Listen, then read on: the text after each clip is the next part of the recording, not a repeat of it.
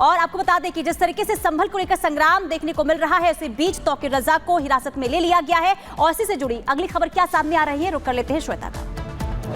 बिल्कुल पुनीता, जिस तरह से तौकीर रजा को हिरासत में लिया गया है, उन्हें सीधी थाना क्षेत्र ले जाया गया है। तौकीर रजा जो बरेली में नमाज पढ़ने के बाद सीधे ये कहते हुए सुनाई दे रहे थे कि मैं तो संभल जा रहा हूँ। इस बीच जो तमाम आरोप लगाते हुए भी नजर आ रहे थे, लेकिन सवाल ये है कि आखिर संभल जाने की हड़बड़ी तौकीर रजा को क्यों है? जब मना है अभी मत जाइए, वहां पर जो प्रशासन है वो माहौल को कंट्रोल करने के लिए लगा हुआ है, फिर तौकीर रजा को इतनी ज्यादा जल्दबाजी क्यों संभल जाने की हिरासत में लिया गया है? और उसी थाना क्षेत्र की इस वक्त तस्वीरें हम दिखा रहे हैं जहां पर तौकीर रजा को ले जाया गया है। तौकीर रजा को पहले रोका गया, लेकिन जब नहीं माने उसके बाद उनको हिरासत में लिया गया है। ये तस्वीरें इस वक्त हम आपको दिखा रहे हैं। तौकीर रजा जो इसके पहले भी विवादित बयान देते रहे संभल को लेकर के, लेकिन सवाल ये कि आखिर क्या ये नेता वहां जाकर के फिर से माहौल खराब करने की क्या इनकी मंशा थी? क्योंकि सीधा सीधा भड़काऊ बयान के लिए ही जाने जाते हैं तौकीर रजा। तौकीर रजा पर पहले भी भड़काऊ भाषण देने का आरोप लगता रहा है। अब संभल जाकर के क्या जताना चाहते हैं? इस बीच बहुत बड़े आरोप भी लगा दिए गए।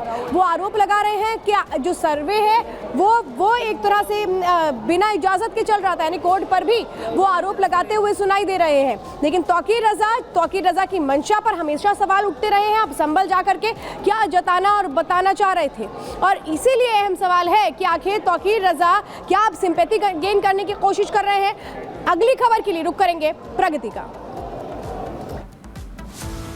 और चलिए आगे बढ़ते हैं। इस बीच वाराणसी से बड़ी खबर सामने आ रही है, और खबर यह है कि उदय प्रताप कॉलेज पर वक्फ ने दावा ठोक दिया है। और आपको बता दें कि इसी बीच आज जुमे की नमाज भी कॉलेज में पढ़ी गई है। तो वाराणसी से खबर आपको बता रहे हैं, जहां उदय प्रताप कॉलेज पर वक्फ ने दावा ठोक दिया है, और दावों के ही बीच कॉलेज में आज जुमे की नमाज पढ़ी गई। छात्रों ने नमाजियों पर आरोप लगाए हैं, वक्फ बोर्ड पर लगाए ताकत नुमाइश का आरोप। देखिए एक बार फिर से, यानी कि ये कोई नया मामला नहीं है, ये काफी पुराना मामला है। जब प्रताप कॉलेज पर दावा ठोका गया था वक्फ की तरफ से, और ये कहा गया था कि संपत्ति हमारी है, और इसे लेकर कॉलेज ने जवाब भी दिया था। और आज एक बार फिर से दावा वक्फ की तरफ से ठोका गया है। इस पूरे मामले को लेकर छात्र क्या कह रहे हैं वो सुनवाते हैं। हमारी मांग ये है कि ये जो मजार को ये मस्जिद का रूप दे रहे हैं लोग, और वक्फ बोर्ड इस पे अपना अधिकार बता रहा है कि हमारा ये ज़मीन है, ऐसा इनका कुछ नहीं है।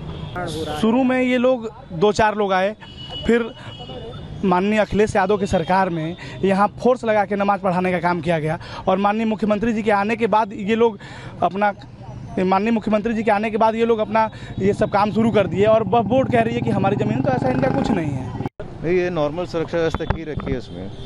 नमाज को लेकर के कोई संवेदनशील नहीं है इसमें। आज बताया जा रहा है कुछ ज्यादा नमाजी आ गए, तो क्या लगता है कि नॉर्मल क्या हालात है इसमें? पुलिस क्या सब बोला, क्या पता चला था सर यहाँ पर? क्या बताएंगे। और अब खबर वाराणसी से आ रही है, जहां पर ये बताया जा रहा है कि उदय प्रताप कॉलेज पर कैसे वक्फ ने मनमानी करने की कोशिश की है। वहां की जमीन पर अपना कब्जा दिखाने की कोशिश की गई है वक्फ की ओर से, और अब एक्शन इस पर आगे क्या होता है उसका इंतजार रहेगा। एक रिपोर्ट दिखाते हैं।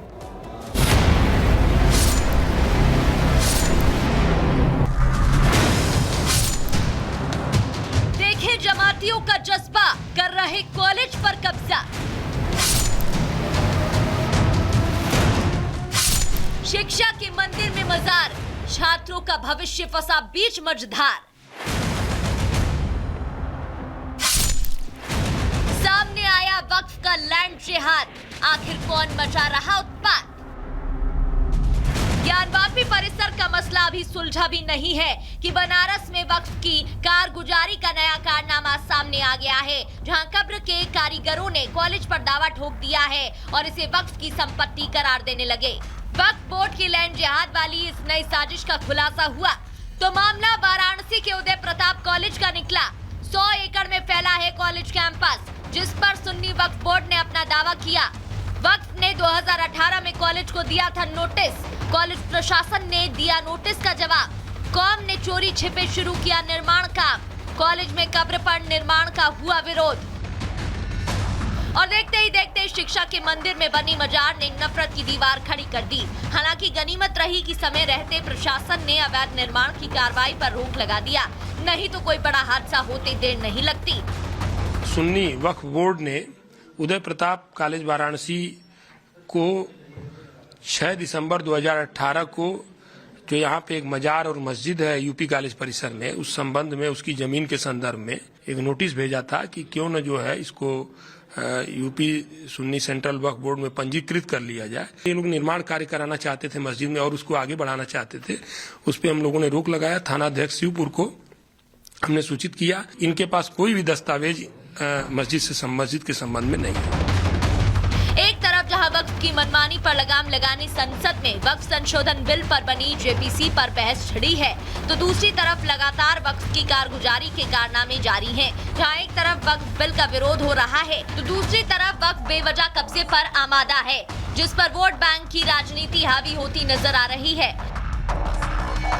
वक्फ बोर्ड को लेकर के हम तमाम विपक्षी दल इंडिया अलायंस के लोग एकजुट हैं। ललन सिंह जी ने वक्फ बोर्ड का खुल करके जो है समर्थन किया पार्लियामेंट में, और इतना बड़ा मसला है मुख्यमंत्री एकदम चुप्पी साध रखे।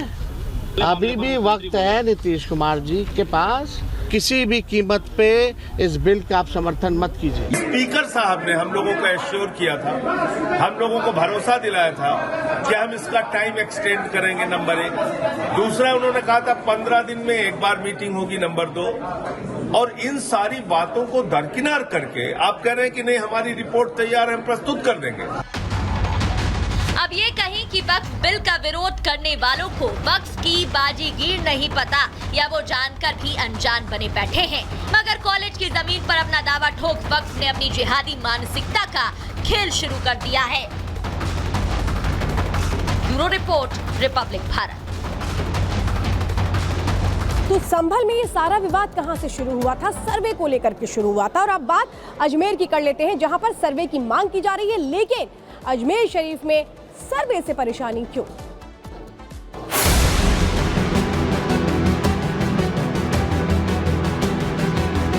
मस्जिद खुदवा दी जाए या मजार खुदवा दिया जाए तो कौन आदमी बर्दाश्त करेगा? इससे मुल्क के हालात खराब होंगे।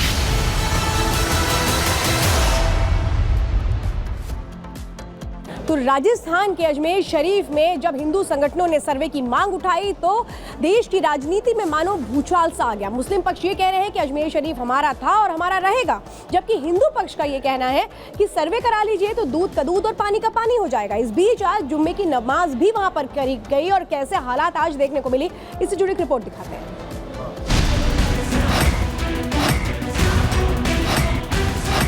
इसके पीछे आरएसएस है, नरेंद्र मोदी है। सिर्फ सनातनी ही ऐसे हैं जो न्यायालय पे संवैधानिक तरीके से हम विश्वास कर रहे हैं। मुल्क को 2 हिस्सों में हिंदू मुस्लिम में बांटने की एक नापाक साजिश है। अजमेर में ख्वाजा है या फिर महादेव, ये तो कोर्ट तय करेगा।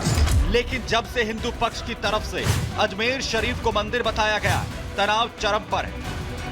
तो हिंदू पक्ष की तरफ से जिस तरह से अजमेर शरीफ दरगाह को बताया गया कि यहाँ पर हिंदू मंदिर है, आज उसी याचिका के बाद देखिए आज पहली जुमे की नमाज है। हालात यहाँ पर हर दिन की तरह सामान्य है। जिस तरह से लोग यहाँ पर पहुँचते थे हंसी खुशी, दरगाह में देखिए अकीदत के लिए यहाँ पर पहुँच रहे हैं। पुलिस भी पूरी तरह से चौकन्नी है, बैरिकेड भी लगाए गए हैं और जगह जगह पुलिस इस समय निगरानी भी रख रही है ताकि जो सौहार्द है, जो भाईचारा है यहाँ पर हमेशा की तरह कायम रहे और हालात यहाँ पर तनावपूर्ण ना बने। याचिका स्वीकार हुई तो देश की सियासत में दंगल शुरू हो गया। तो वहीं जुमे के दिन आज वहां हलचल भी देखने को मिली। अजमेर शरीफ में आज इस बात की चर्चा जोरों से हो रही है कि 20 दिसंबर को आखिर क्या होगा।